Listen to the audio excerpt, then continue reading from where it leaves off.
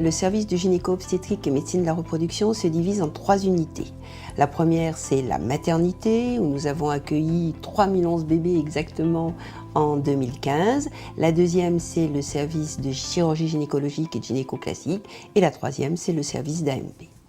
Alors la maternité, à qui est-elle dédiée? Elle est dédiée aux mamans qui ont un bébé qui va naître après 32 ou 33 semaines. Nous sommes dans une maternité dite de niveau 2, c'est-à-dire qu'on a une néonatologie, mais pas une réanimation. Si le bébé devait naître plus prématurément, nous travaillons en réseau avec des maternités de niveau 3 où il y a des réanimations.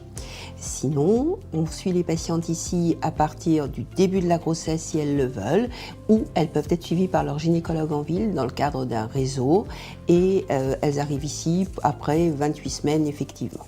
Nous sommes une maternité qui allie le confort et la médecine. L'immense majorité de nos chambres sont des chambres seules, toutes équipées de toilettes bien sûr, de douches, de WC, et les bébés restent avec les mamans la nuit, sauf vraiment s'il y a un souci. Le taux de péridurale, question souvent posée, est supérieur à 90%, ce qui veut dire qu'on peut le faire autant que le veut la maman, mais bien entendu, ce n'est jamais une obligation. Le taux d'allaitement est supérieur à 70%, mais les mamans qui veulent sont encouragées à allaiter. Celles qui ne voudraient ne pas allaiter, bien entendu, on ne les force absolument jamais.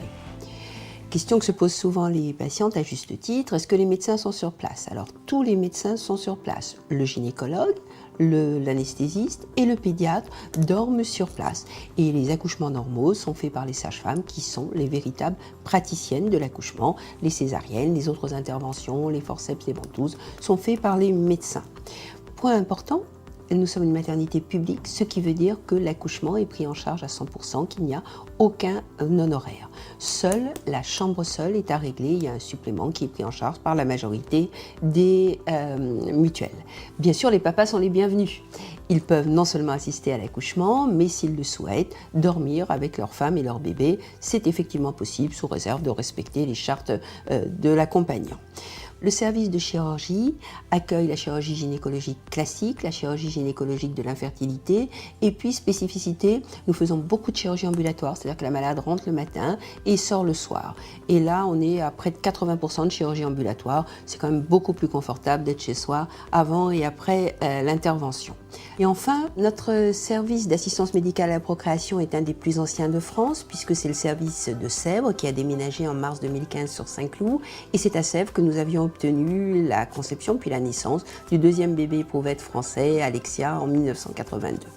Le service assure à peu près 700 ponctions par an, 300 transferts d'embryons congelés, 300 inséminations. Nous assurons aussi le don d'ovocytes, l'accueil d'embryons. Il y a toute une équipe chaleureuse et médicale, comme dans l'ensemble du centre hospitalier des Quatre-Villes, qui est vraiment au plus près des patientes, tout en étant dans la médecine et dans la science.